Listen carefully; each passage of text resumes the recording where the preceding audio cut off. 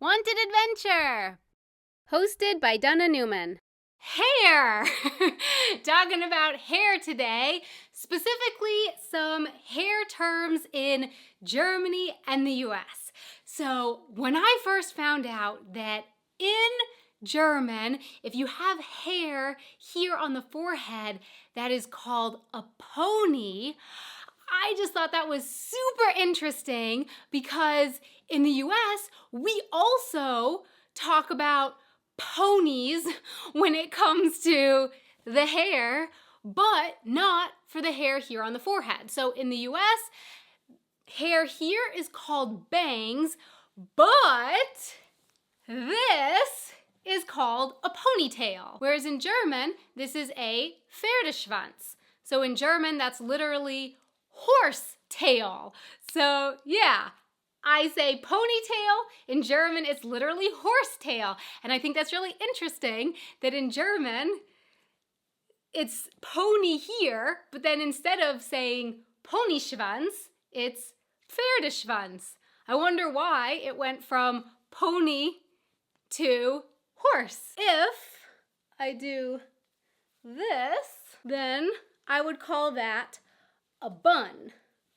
So that's a bun.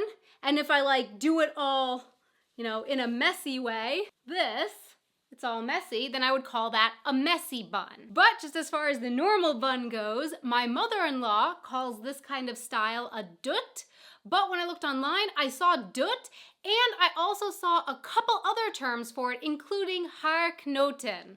So I think it might have a few names. As far as in English, I only know of this as bun, and like I said, the messier version, a messy bun. For the next one, Stefan and I actually had a little confusion, misunderstanding. I actually learned what the German was for this by hearing Stefan ask me something really weird in English. He said to me in English something about wearing my hair open.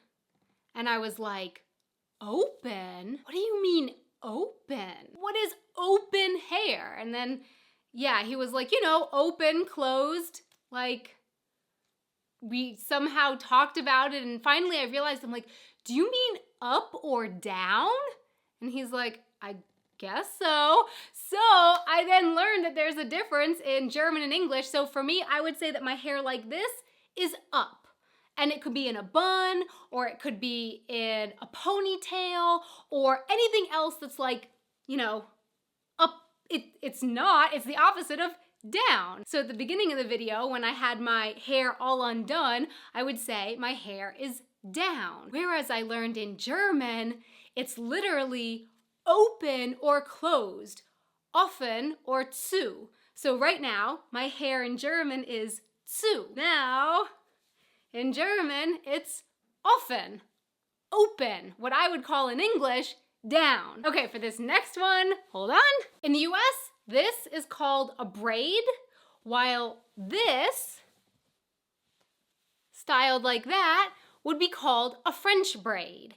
And in German, as far as I know, this is a Zopf, and I believe it's also the same, that this would be called then a französischer Zopf. So literally a braid and a French braid in German as well. The next one gets a little bit more complicated even for the English, okay? Hold on.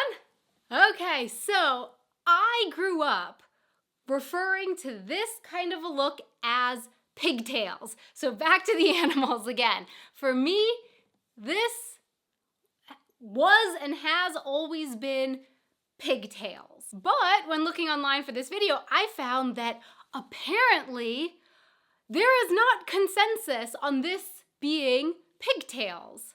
From what I could find, some people, myself included, refer to this as pigtails, whereas some other people only consider it pigtails if it is braided. So apparently some English speakers only consider this to be pigtails, not like I had it before, which I thought was interesting, confusing, but also interesting. As far as the German goes, I believe that this is simply called die Pferdeschwänze in German. So plural horsetails, like I've got 2 of them.